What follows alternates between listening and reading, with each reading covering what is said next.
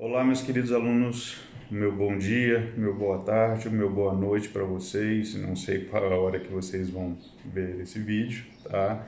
Me dirijo a vocês, alunos do quinto período B. Como foi proposto no vídeo anterior, a gente começa agora uma série de vídeos comentando cada um dos tópicos do material que eu disponibilizei para vocês, tratando do tema a norma processual penal, ok? No vídeo de hoje nós vamos falar da introdução, tá? Rapidamente aqui a gente expôs os principais pontos e dá o start inicial na mente de vocês sobre essa temática, ok? De início eu começo com uma pergunta, uma provocação. Como ser um bom intérprete e aplicador do direito? E é isso que nós somos, intérpretes e aplicadores do direito em tudo que a gente faz na nossa profissão. Especificamente, como ser um bom intérprete e aplicador da norma processual penal na lida dos processos criminais. Eu anotei aqui 4 questões fundamentais que a gente precisa ter em mente para que a gente consiga ter sucesso e responder adequadamente a essa pergunta. Primeiro ponto, conhecer a norma. Conhecer a lei. Ela é o nosso objeto de estudo, ela é a nossa ferramenta. É ela que é o objeto do trabalho de hermenêutica, de interpretação, tá? Então nós precisamos conhecer bem. Calma, que isso é ao longo do tempo. Não existe ninguém que conhece de cor todas as normas, né? Eu peço licença aqui para vocês para contar uma passagem engraçada, cômica da minha vida. Era a época em que eu estava aí no lugar de vocês, ainda como estudante, eu me lembro, recém-chegado do Mato Grosso, estava me ambientando aí da faculdade, né? E, claro, como todo aluno, né, pensava nas festas, mas eu estudava, né? Estudava muito já nessa época. Lembro até da professora Kátia Rúbia, minha querida professora Kátia Rúbia, que foi minha professora na faculdade. Ela brigava comigo porque eu matava a aula dela para ir para a biblioteca estudar, né? Mas não é esse o episódio. O episódio é que eu me lembro que em uma das festas eu fui com os meus amigos, muitos deles hoje meus colegas de trabalho, e claro, né, como todo cara numa festa, né, querendo ali, mirando a gatinha que ia paquerar, e numa dessas eu fui investir numa garota que eu já estava acompanhando de olho na faculdade há muito tempo. E na hora que eu abordei a garota, fui me apresentar para ela, oi, tudo bem? Ela, aquele ar, né, que espanto, deu aquele sorriso, eu falei, nossa, ó, já comecei bem, aqui é um sorriso dela. Ela vira para mim e fala, você é aquele cara que decorou todo o código?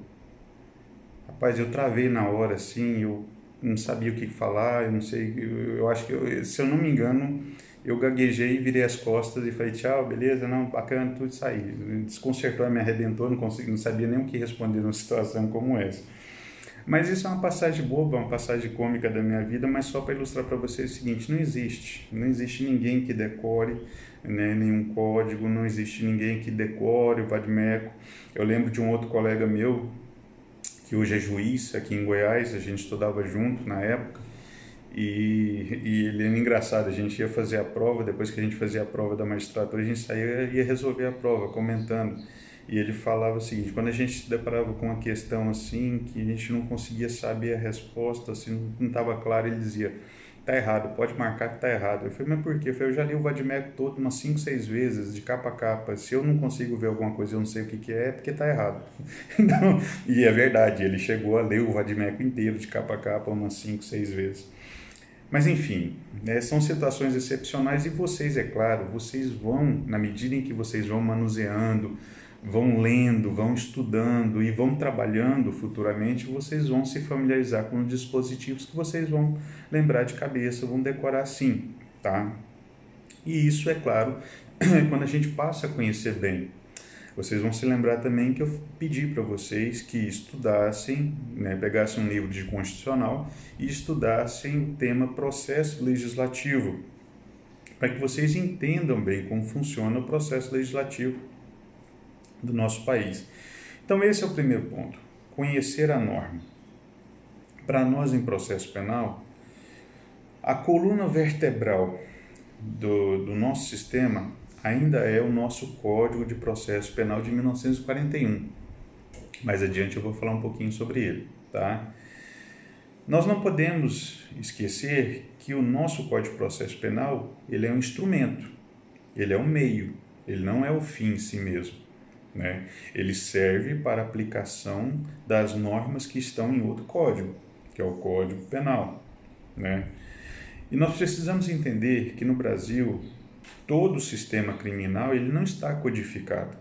Existe uma série de outras leis, né, chamadas leis extravagantes, ou sinônimo, leis não codificadas, leis esparsas, porque não estão inseridas dentro de um código, né, que são igualmente aplicadas. Aqui eu poderia citar várias, algumas que a gente já vem falando em aula, a Lei 9.099 de 95, a Lei dos Juizados, a Lei 11.340, a Lei de Violência Doméstica contra a Mulher, a Lei 8.072, a Lei dos Crimes Hediondos, a Lei 7.210, que é o verdadeiro código. Não é um código, eu não quero passar uma mensagem errada para vocês, mas é como se fosse uma sistematização, quase um código, né? Só não recebe esse nome, mas a Lei 7.210 de 84, que é a nossa Lei de Execução Penal, toda a matéria de execução penal está numa única lei, por isso eu digo quase um código, né? E uma série de outras, Lei 12.850, né? Lei de combate a organizações criminosas, então tantas outras.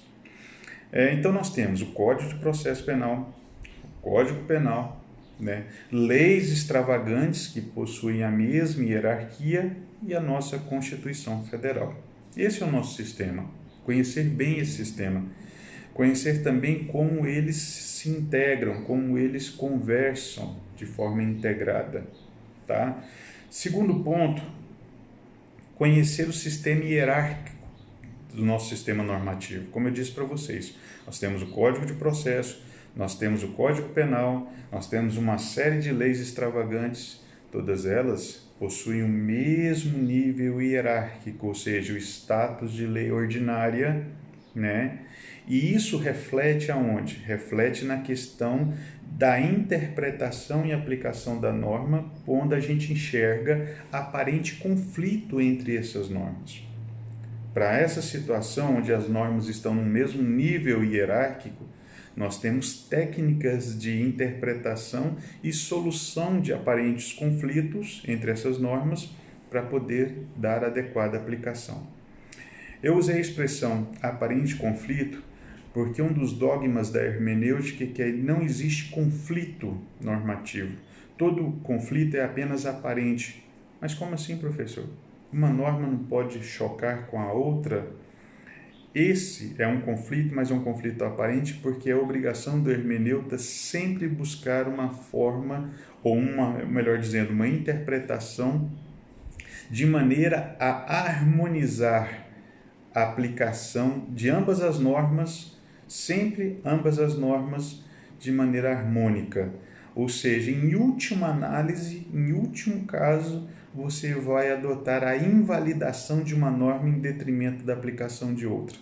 O que se deve buscar sempre é a preservação de ambas e buscar uma aplicação hermenêutica, né? Uma aplicação integrativa dessas normas. Ok? Mas se estas que eu citei estão no mesmo plano hierárquico, nós não podemos esquecer que acima delas existe uma norma maior, fundamental, que é a nossa Constituição Federal. Professor, mas a aula não é de direito constitucional, é de processo penal. Sim, os grandes e principais princípios fundamentais que vão nos ajudar a aplicar corretamente a norma estão exatamente na Constituição Federal. Há diversos dispositivos ali que se referem diretamente à persecução penal. Exemplos: princípio da individualização da pena, princípio do devido processo legal, do contraditório, da ampla defesa, um princípio fundamental que é o da presunção de inocência, ou alguns chamam de não culpabilidade, princípio da não culpabilidade, né, que está exatamente no artigo 5º, inciso 57 da Constituição Federal. Pois bem, então se eu tenho que conhecer o sistema normativo, se eu preciso entender que existe uma estrutura hierárquica desse mesmo sistema normativo e que precisa ser respeitada. Um terceiro ponto é conhecer a história do nosso sistema normativo. E conhecer a história do nosso sistema normativo é conhecer a própria história do nosso país. E por quê? Porque a legislação que está em vigor hoje, ela é produto de uma evolução histórica do nosso país. Em processo penal, esse exemplo é emblemático. Me permitam fazer essa explanação. Pensem, nós temos um Código de Processo Penal, um Código Penal que ainda são da década de 50.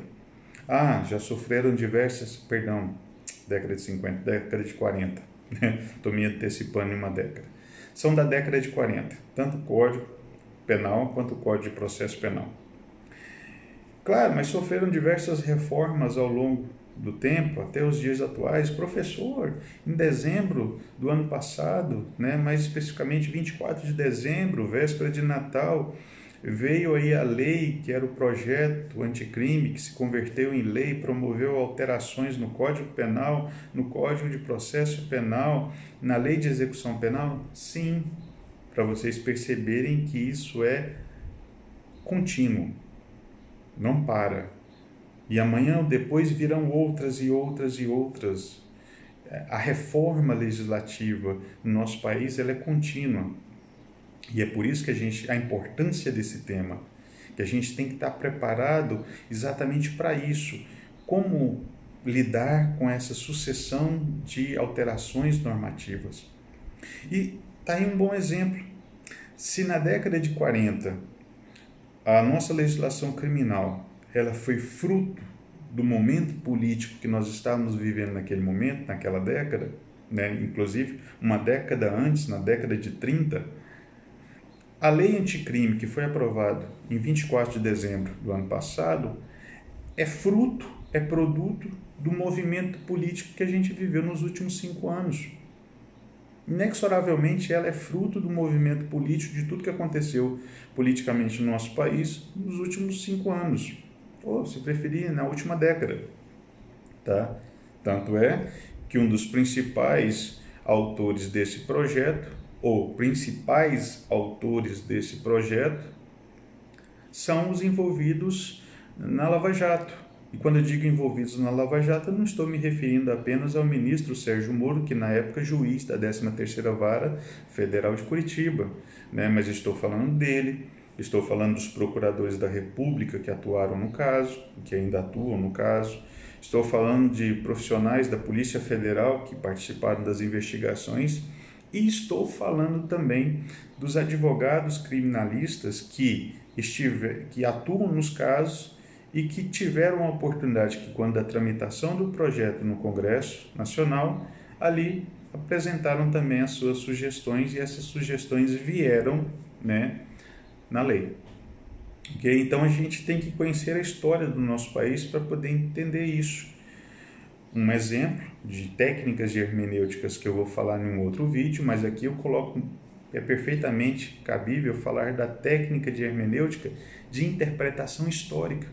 O que é a técnica da interpretação histórica, se não buscar na história os valores, as aspirações, as ideias que inspiraram a edição de determinada norma, para que você tenha uma interpretação mais autêntica possível, ok? Então, entender a história que norteou a elaboração da norma é fundamental para ser um bom intérprete e um bom aplicador do direito também. E por último, conhecer bem as técnicas de interpretação, as técnicas de hermenêutica. Me permitam aqui uma colocação. Quando vocês ouvirem a palavra exegese, interpretação ou hermenêutica, tudo é forma de interpretar. Claro que a hermenêutica está mais ligada à interpretação dos textos sagrados, mas enfim, no direito é muito comum se utilizar desses sinônimos. Então, quando eu estiver falando de hermenêutica, de exegese, tudo é interpretação. ok? Então se familiarizem com esses termos, que tudo significa para nós a mesma coisa, o ato de interpretar, tá certo? Bom, ressalto que, ainda como introdução, que nós temos hoje, como eu disse, os principais diplomas que compõem a coluna vertebral de nosso sistema criminal, tanto o Código Penal e o Código de Processo Penal, que são da década de 40, fruto de uma aspiração histórica da década de 30, concordo, já sofreram diversas alterações, mas lembre-se do que eu falei para vocês alguns dias atrás. Você mexe no corpo, mas a alma está ali presente ainda. A alma, um tanto quanto inquisitorial, ainda encontra-se presente nesses diplomas, né? E a alma muitas vezes determina o movimento do corpo, tá certo? Pois bem, só que nós temos de um outro lado a Constituição Federal de 88. Essa sim, já fruto, nasceu da redemocratização do país na década de 80, né? Muitas vezes com ideias que se opunham ao que até então estava vigorando e que vai acabar gerando que uma colidência, um conflito, tá? De normas. E aí é fundamental a gente entender o seguinte: se de um lado eu tenho um sistema normativo codificado, Código de Processo Penal e Código Penal, mais ligado a uma ideia de repressão, recrudescimento, endurecer a persecução penal, do outro lado eu tenho a Constituição Federal, que nasce com ares de muito mais democracia e muito mais garantismo, que vai refletir em proteção ao indivíduo submetido à persecução penal, tá? Então é algo aparentemente antagônico, mas que precisa ser harmonizado na aplicação, no dia a dia forense, nas investigações e nos diversos processos criminais que estão em curso. Nós precisamos harmonizar todos esses dispositivos legais, ok? Então veja só, para concluir essa parte introdutória, a interpretação e como consequência a aplicação da norma, ela é fruto disso tudo que eu passei para vocês, tá? Então ser um hermeneuta, ser um bom aplicador do direito, tomar as melhores decisões de operar a norma processual penal da melhor forma possível, ela acaba sendo que a síntese do apanhado de tudo isso que eu estou falando para vocês. É claro que para isso precisa técnica, e a técnica nós vamos aprender agora nos próximos vídeos, tá bom?